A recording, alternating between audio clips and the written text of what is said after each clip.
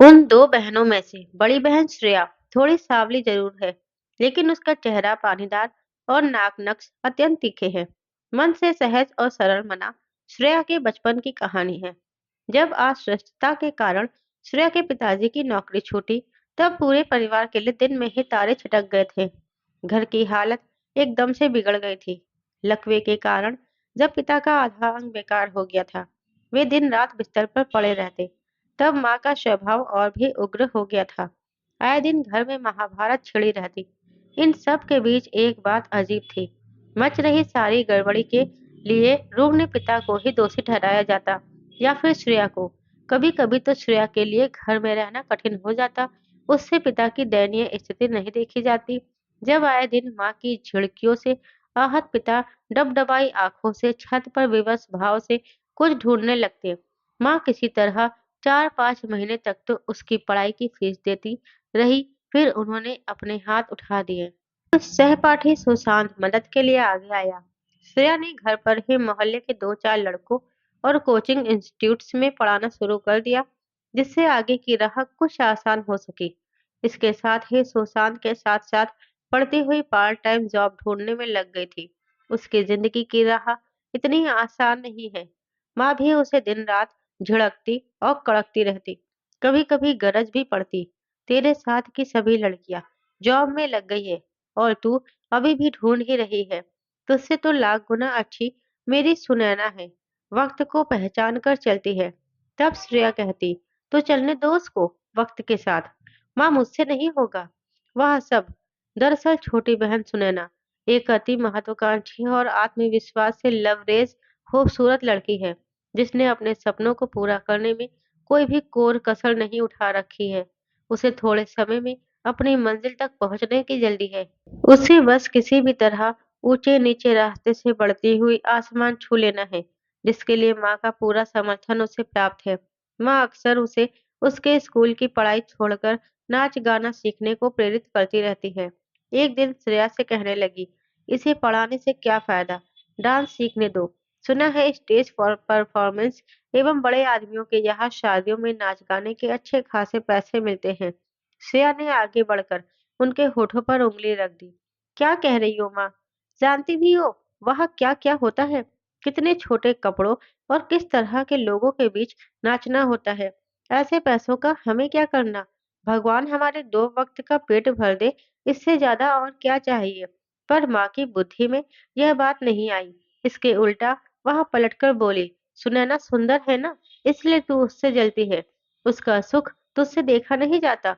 सुनकर चुप रह गई थी श्रेया। क्या बोलती? इन दिनों सुशांत भी शहर में नहीं है, जिससे अपनी मन की बात कहकर जी हल्का कर ले।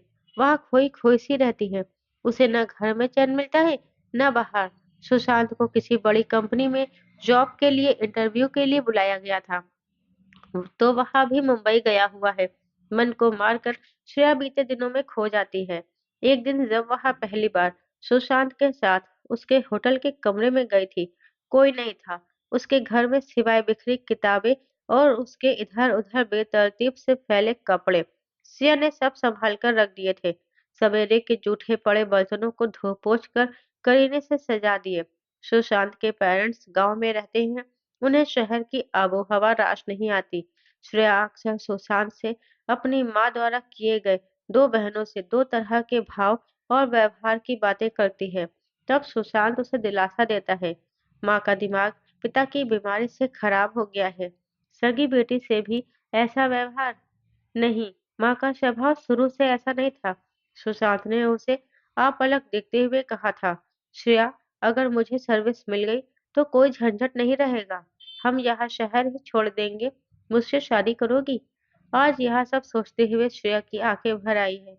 उन दिनों वह अपने नाजुक कंधों पर छोटी बहन, माँ तथा बीमार पिता के बोझ उठाकर सहपाठी कम प्रेमी शशांक के विवाह के प्रस्ताव को ठुकराते हुए आगे किन किन कठिन परिस्थितियों से गुजरती रही है।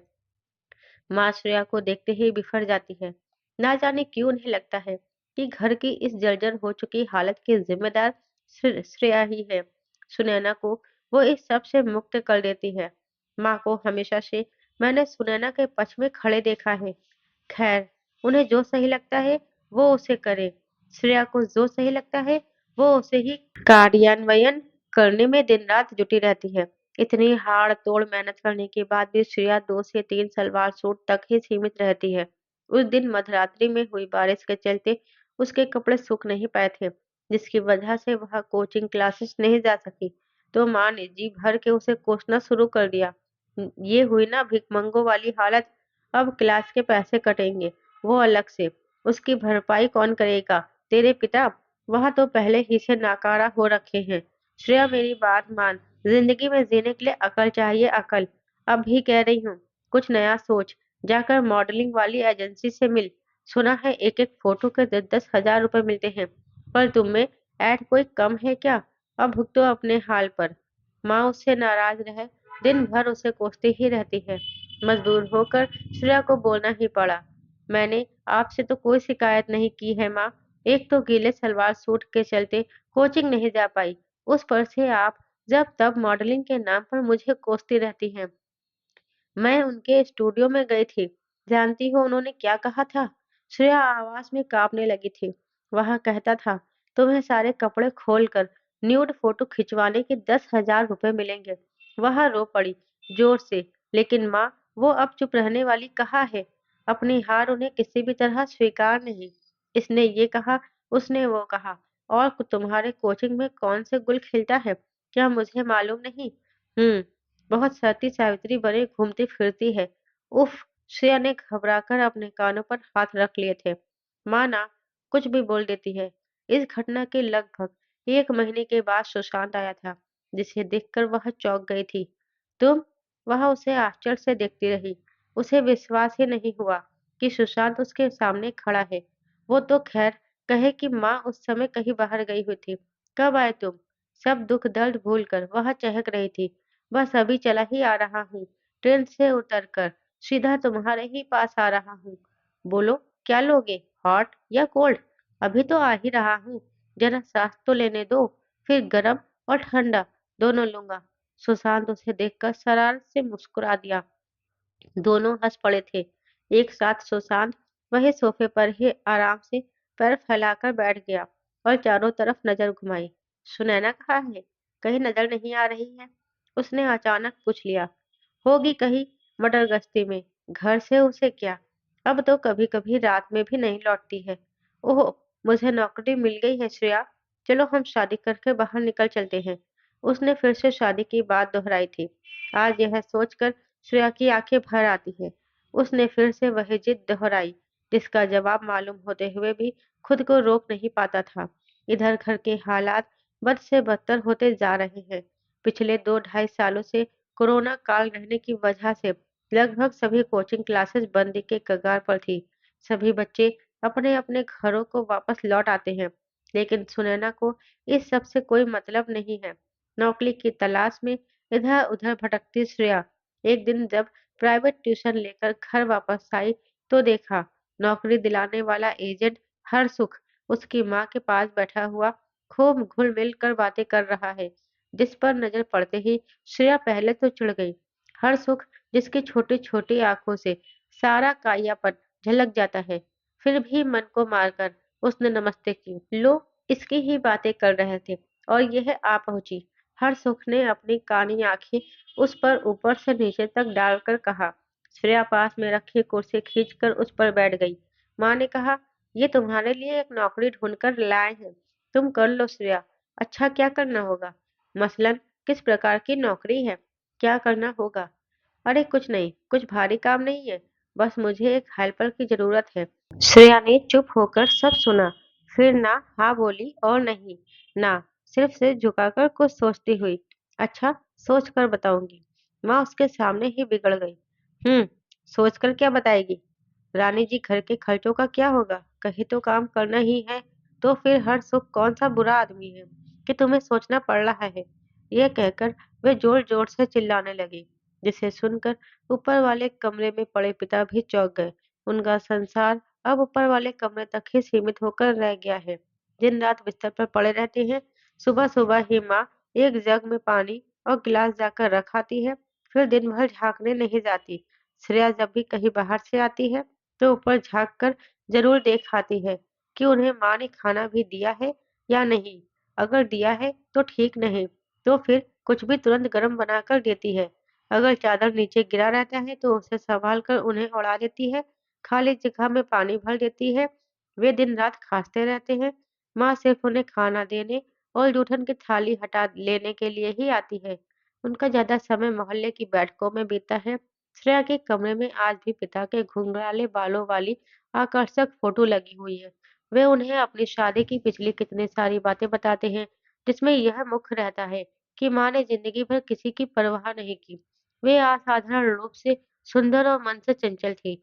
पिता उनके इसी रूप लावण्य से घबराते थे।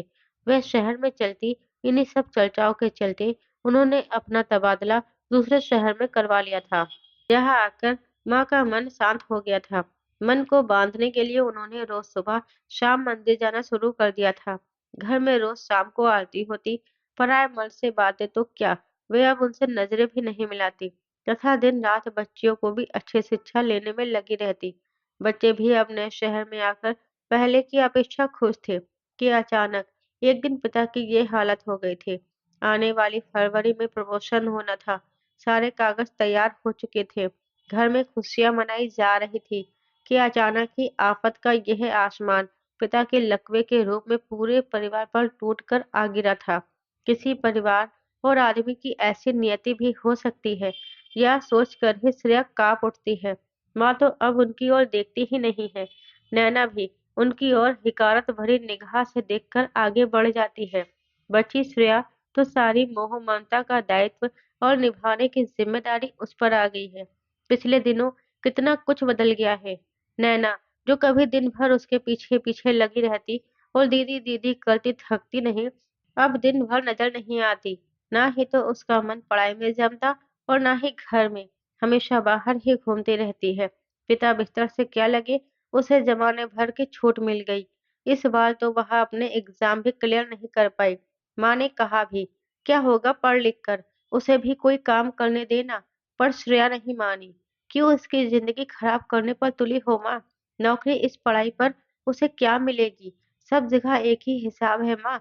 उसे बीए तो करने दो, फिर अच्छा सा घर परिवार देखकर उसकी शादी कर देंगे। हम में से कोई तो सुख से जिए। तब माँ बहुत मुश्किल से मानी। मैं सुनैना, लेकिन सब मुझे नैना कहते हैं। यदि श्रेया दी मेरे जीवन में ना होती तो मैं कब की आत्महत्या कर चुकी होती। हम दोनों ही बहनें सामान्य परिवेश में पली बड़ी होकर भी एक दूसरे के सर्वथा विपरीत स्वभाव वाली थी। दी थोड़ी सावली पर आकर्षक नैनक्स वाली, कभी लेगिंग्स और समीज पहनकर लावण्यमयी बन जाती, तब तो बहुत प्यारी और शोक स्वभाव वाली लगती, और कभी लहराते पल्लू वाली साड़ी पहनकर गरिमामय महिला बन जाती, तब उनसे बहुत डर लगता। एक ओर जहाँ उनका जीवन पूर्ण अनुशासित नियम कायदे कानून में बंधा हुआ, वही दूसरी ओर मैं पूर्ण अनुशासन विहीन, किसी भी कायदे कानून को ना मान, पैसों और फैशन के पीछे भागने वाली, उन्मुक्त और स्वभाव से उच्च श्रृंखल दीदी पूरे कोचिंग क्लासेस की अकेली ऐसी अध्यापिका थी जिनके हाथ में कभी नोट्स की कॉपी नहीं देखी जाती। और मैं एक ही क्लास में कितनी बार अटकती, फिर भी धैर्य दिखाती हुई मेरी पढ़ाई बंद कराने के लिए वे कभी भी तैयार नहीं थी। जबकि माँ तो ना जाने कब से उनसे मेरी नौकरी की पैरवी करती रही थी। माँ की निगाह में पैसा ही सब कुछ है। वे बचपन से ही मुझे भी यही ट्रेनिंग देती रही। पिताजी के बिस्तर पर लग जाने से उनके प्रोविडेंट फंड के पैसे पहले ही समाप्त हो चुके थे। अब गृहस्थी दीदी की आमदनी के बल पर ही चल रही है। उनके इतना सब करने पर भी माँ उन्हें हमेशा ताने देती रहती है। अमुक लड़की ने इतनी तरक्की कर ली, अमुक ने अपने बलबूते फ्लैट खरीद लिया। हमारे घर में हमेशा होटलों और कारों की बात हुआ करती। कठिनाइयों के बावजूद माँ के स्वभाव में कोई परिवर्तन नहीं आया है। उम्र ढल रही है उनकी, इसलिए बात बेबात पर चिड़चिड़ा जाती है। एक दिन बिना कारण पिताजी को ताने सुना रही थी तो दीदी से नहीं रहा गया। माँ, आप हर समय उन्हें हिकारत की नजरों से क्यों देखती हैं? अपने बुढ़ापे से तो डरे। तब जाकर कहीं माँ चुप हुई। इस सब के बीच मेरी महत्वाकांक्षाएं बहुत ऊंची थी। मेरा काम थोड़े से पैसों से नहीं चलने वाला था। दीदी ने मुझे लेकर बहुत बड़े बड़े सपने पाल रखे थे। लेकिन क्यों और किस कारण से?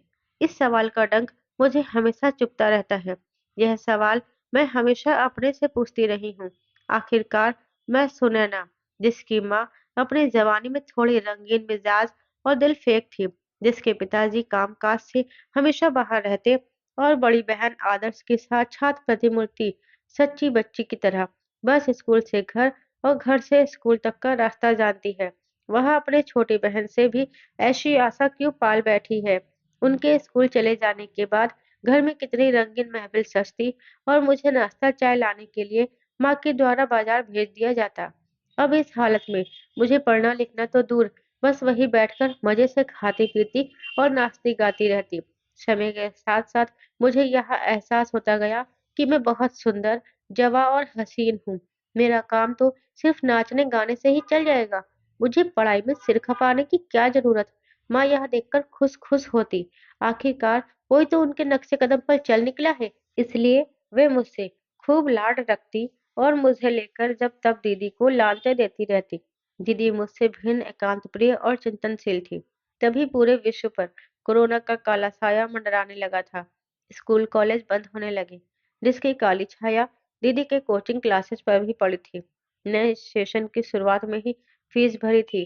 अब लगभग 6 महीने बीतने को आए। माँ अपने पुराने अनुभवों से जानती थी, समय बीतता जाएगा, एक मुश्त फीस चुकाने की संभावना और कम होती जाएगी। पिछले महीने एक साथ अनेकानेक कितनी जरूरतें आ पड़ी थी। पिताजी की हालत दिनों दिन बदतर होती जा रही थी। वे रात भर खांसते रहते, लेकिन पैसों की कमी के चलते डॉक्टर से नहीं दिखलाना हो पा रहा था।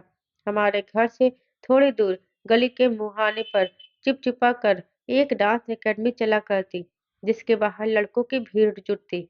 अकेलेपन से ऊब कर मैं कभी-कभी वहां चली जाया करती। दी के अनुसार वहां का माहौल बहुत अच्छा तो नहीं था, पर मुझे अच्छा लगता। उसकी संचालिका मिस रोहतगी हमारी गली से आती जाती। मेरी उनसे अक्सर हाय हेलो हो जाती थी।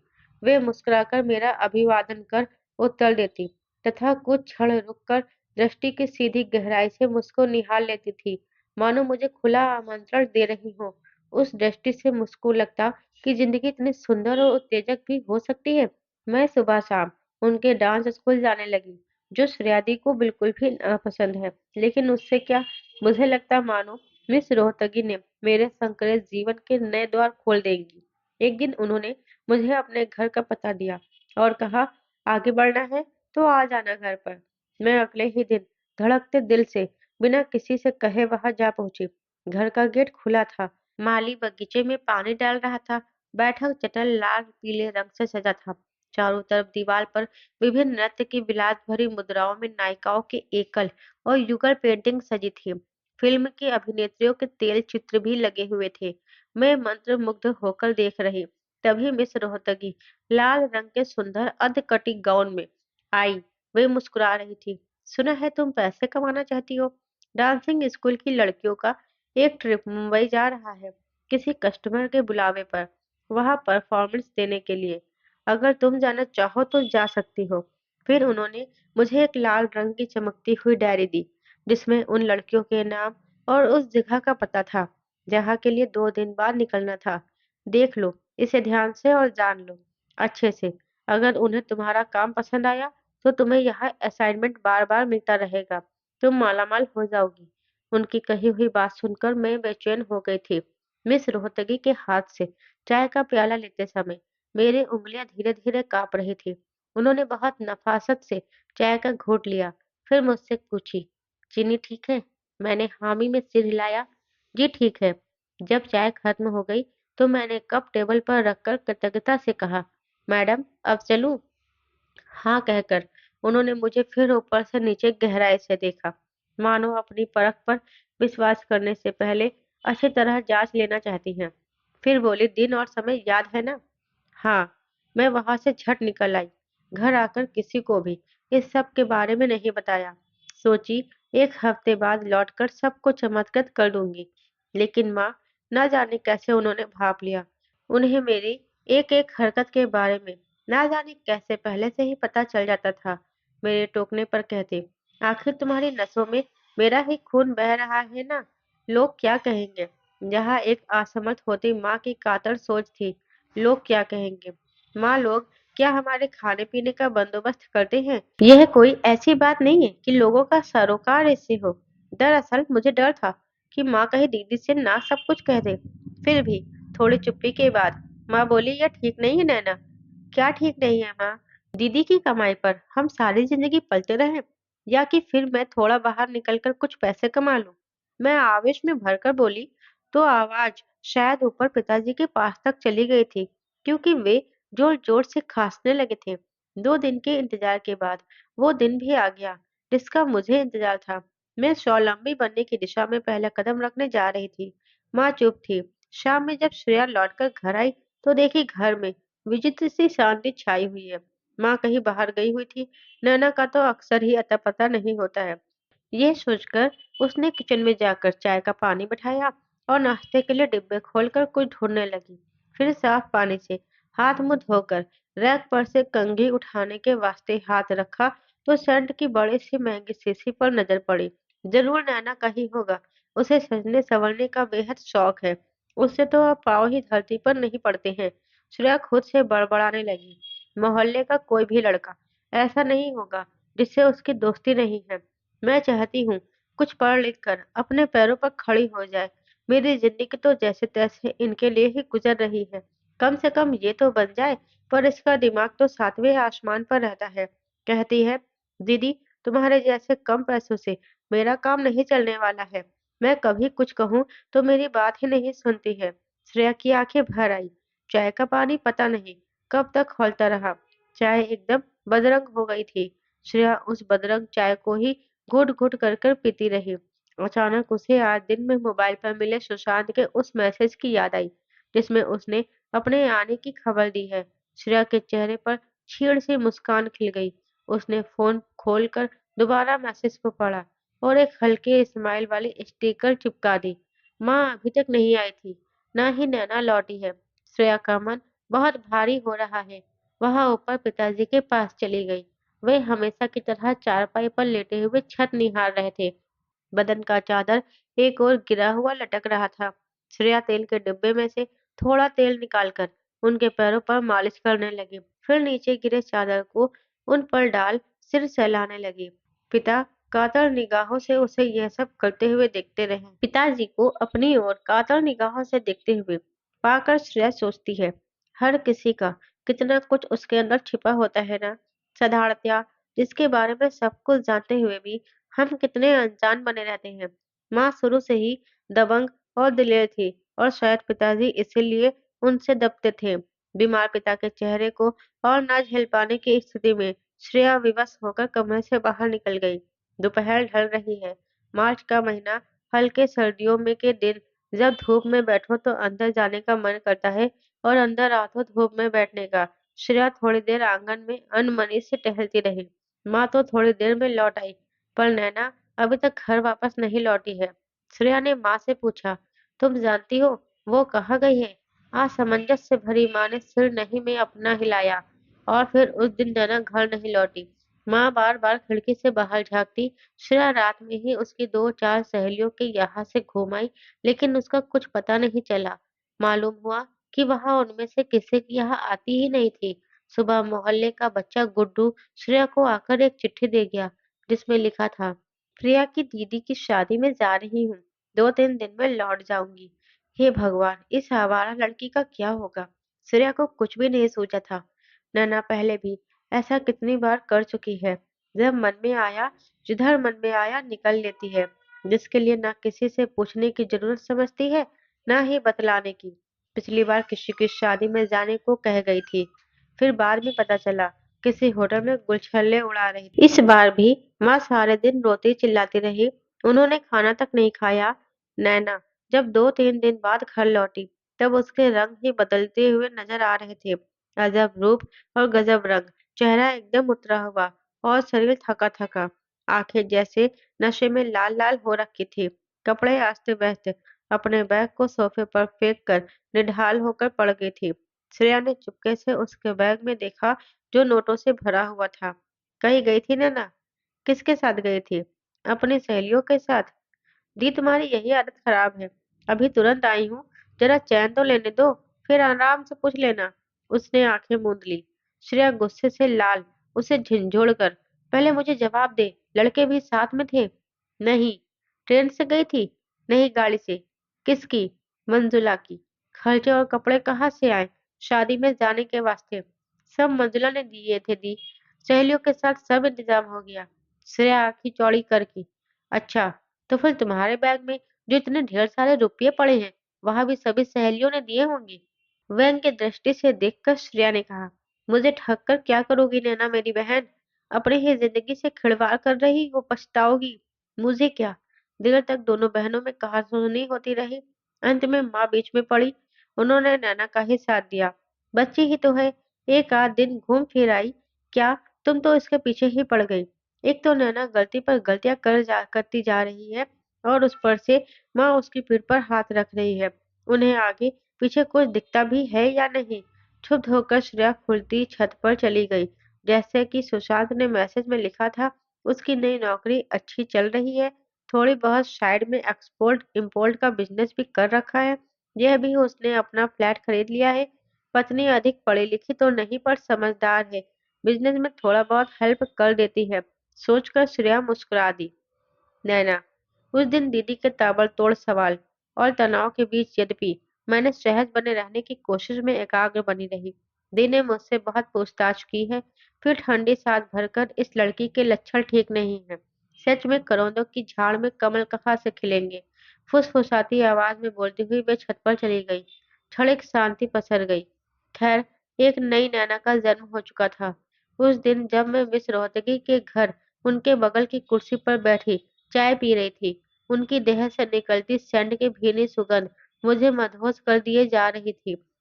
उन्होंने अपने चेहरे पर हाथ फेरते हुए कहा था, नैना, तुमने सोडे की बोतल को कभी खुलते हुए देखा है? नैना ने नहीं में सर हिलाकर उन्हें देखा। तुम्हारे अंदर जो ज्वार भरा है, उसे मुक्ति देने के लिए मात्र ढक्कन खोलने की जरूरत है।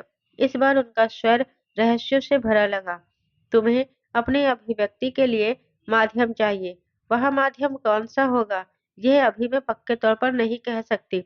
मैंने उनकी ओर देखा था, तब कहाँ पता था वह कौन सी अभिव्यक्ति और कैसी राह खोलने की बातें कर रही है।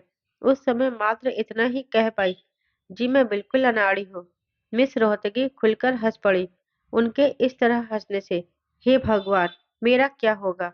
इस नुकीले सवाल ने मेरे मन को निरंतर छेदना शुरू कर दिया था। घर वापस लौट आई। सामने माँ खड़ी मिली। दीदी से मिलने सुशांत आए हुए थे। पिताजी की बीमारी के बाद से ही हमारे जीर्ण शीर्ण हुए परिवार में दीदी के विवाह का मुद्दा एक घोर संकट की तरह छाया हुआ था। नगद बिल्कुल नागेंद्र था। परिवार की सामाजिक प्रतिष्ठा कुछ थी नहीं, पर उस पर से कोरोना महामारी का भयंकर काल। इस आपाधापी में सुशांत की नौकरी कहीं दूर लग जाने के कारण उस दिन वे दीदी से विवाह करने के लिए उन पर दबाव डाल रहे थे। दीदी ने उन्हें हम लोगों के भविष्य और खर्चे पानी का हवाला देकर इनकार कर दिया। आज भले ही दीदी कुछ कह ले मुझ पर, चाहे कितना भी गुस्सा कर ले, पर मैं भी तो दिल और दिमाग रखती हूँ।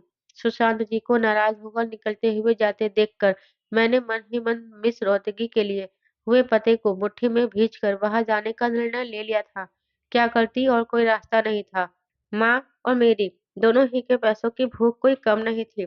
पिछले कुछ दिनों में माँ की सारी आकृति बदल गई। बालों में सफेदी घिर आई थी, चेहरे की चमक उड़ गई थी, कमर भी झुक आई थी। खैर, अगले 2-3 हफ्ते बाद दीदी के कोचिंग क्लासेस में जाने के बाद मैं कपड़ों के बैग से लेकर उस पर्ची में दिए गए पते पर जाने के लिए बस स्टैंड पर खड़ी थी। जो घट रहा था वह सब विचार विमर्श से परे था। मुझे लग रहा था जैसे हम सब किसी नाटक के अलग अलग पात्र हैं। श्रेया, उस रात जिस दिन नैना घर से गायब हुई थी, मैं रात भर करवटें बदलती रही थी। नींद उसकी आंखों से कोसों दूर थी। हैरान परेशान मैं उसे ढूंढते हुए मौसी के यहाँ चली गई थी। मैं यूं ही अनमनी सी बैठी हुई सुशांत के बारे में ही सोच रही थी। कम से कम मुझसे तो नैना के विषय में बात कर ही सकती हूँ। उसके अलावा मेरा और है भी कौन? कहाँ जाऊं, किसके पास जाऊं? मोहल्ले वाले पहले ही नैना को लेकर हमारे पीछे पड़े रहते हैं। अब तो उसकी ये हरकत आग में घी काम करेंगे। अचानक दरवाजे की घंटी बज उठी थी। इस भरी सांझ में शायद नैना ही लौट कर आ गई हो। यह सोचती हुई श्रेया दरवाजे खोलने उठी, तो आशा के विपरीत सामने सुशांत को खड़े देख विस्फारित हो गई थी। अरे तुम कब आए, पता ही नहीं चला, कहती हुई अपनी झेप मिटाने के लिए कमरे में इधर-उधर बिखरी चीजें समेटने लगी। सुशांत, कुछ पल रुक, तुमसे मिलने का मन किया, बस चला आया। तुम्हें क्या हो गया है? श्रेया बिल्कुल पहचान में नहीं आ रही हो, काफी दुबली लग रही हो। बीमार थी क्या? श्रेया के चेहरे पर असहाय वेदना तैर गई। काफी परेशान हूँ सुशांत, नैना लापता है, माँ का रो रो कर बुरा हाल है, पिताजी की तबीयत भी काफी खराब चल रही है, लेकिन माँ को उनकी जरा सी भी परवाह नहीं है। वह वेदना से भरी बोली, मैं अपनी विवशताओं के कारण विवाह न कर सकी, घर गृहस्थी नहीं बचा सकी, सोचती थी सब ठीक होगा, लेकिन अब वह जिस रास्ते पर चल चुकी है, उसका ना कोई ओर है ना कोई छोर। पहले मुझे अंदर तो आने दो। झिपती हुई श्रेया एक किनारे हो गई। आओ। अपने बैग एक किनारे रखते हुए सुशांत बोला, अभी तो आया हूँ, पहले सांस लेने दो। फिर कुछ सोचता हुआ, नैना को कहीं ढूंढने की कोशिश की?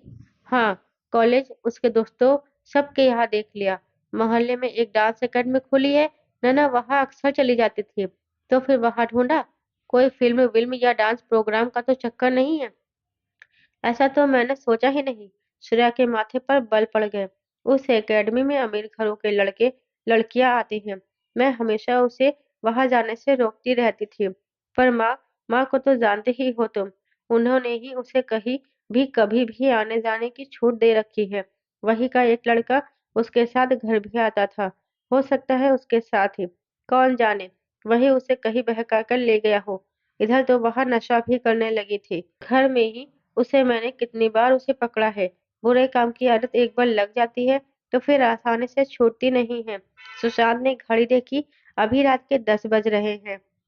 दोस्तों, अगर आपको मेरी कहानी पसंद आई है तो कहानी को लाइक और शेयर करें, और इसके आगे की कहानी को सुनने के लिए हमारे चैनल को सब्सक्राइब जरूर करें। दोस्तों, कहानी अच्छी लगी है और आगे सुनना चाहते हैं तो कमेंट बॉक्स में यस जरूर लिखें। मैं इस कहानी का अगला पार्ट जल्द ही लेकर आऊंगी।